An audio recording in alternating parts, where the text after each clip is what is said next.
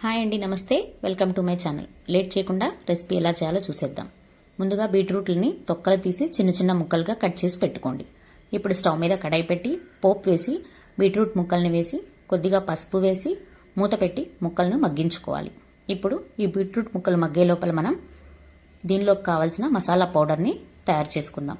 మరొక స్టవ్ మీద పాన్ పెట్టి 2 టేబుల్ స్పూన్ల వరకు పచ్చిశనగపప్పు, 1 టేబుల్ స్పూన్ వరకు వేరుశెనగ గుళ్ళు, అలాగే 5 నుంచి 6 జీడిపప్పు, 3 ఎండుమిర్చి, అలాగే నువ్వుల్ని కూడా యాడ్ చేసుకోవాలి. నేను ఇక్కడ నల్ల నువ్వులు యూస్ చేస్తున్నాను.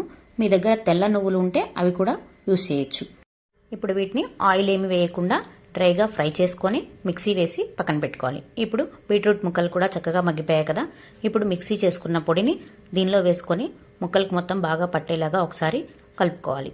దీనిలో రుచికి తగినట్టుగా ఉప్పు, అలాగే కారం ఆల్రెడీ మనం ఎండుమిర్చి వేసాం కాబట్టి పొడిలో కొద్దిగా చూసుకొని టేస్ట్కి తగినట్టుగా యాడ్ చేసుకోండి. వీటన్నింటినీ ఒకసారి బాగా కలుపుకొని మూత పెట్టి మరొక 5 నిమిషాల పాటు బాగా మగ్గనివ్వండి. ఇవి మగ్గే లోపల మనం కొద్దిగా ఎండు కొబ్బరి తురుమును కూడా రెడీ చేసుకోవాలి. మనం మిక్సీలో ఎండు కొబ్బరి వేయలేదు, ముందుగానే ఎండు కొబ్బరి మిక్సీ వేసేస్తే కూర కొద్దిగా ఆయిలీగా అవుతుంది. సో అందువల్ల ఎండు కొబ్బరి తురుముని లాస్ట్లో ఫైనల్గా యాడ్ చేసుకోండి. పచ్చి కొబ్బరి తురుమును కూడా వేసుకోవచ్చు. ఎండు కొబ్బరి తురుము వేస్తే 2-3 రోజులైనా కూడా కూర పాడవకుండా ఉంటుంది. ఫ్రిడ్జ్లో పెట్టకపోయినా కూడా బయట ఉంచినా కూడా కూర పాడవకుండా ఉంటుంది. సో కొద్దిగా ఫైనల్గా కొంచెం ఎండు కొబ్బరి తురుమును కూడా యాడ్ చేసుకోండి. ఇది రసంలో నంచుకోవడానికైనా లేదంటే వేడివేడి అన్నంలో కర్రీగా అలాగే కలుపుకొని తినేయడానికి కూడా చాలా బాగుంటుంది. మీరు కూడా ఒకసారి ట్రై చేసి రెసిపీ ఎలా అనిపించిందో నాకు కామెంట్ చేసి చెప్పండి.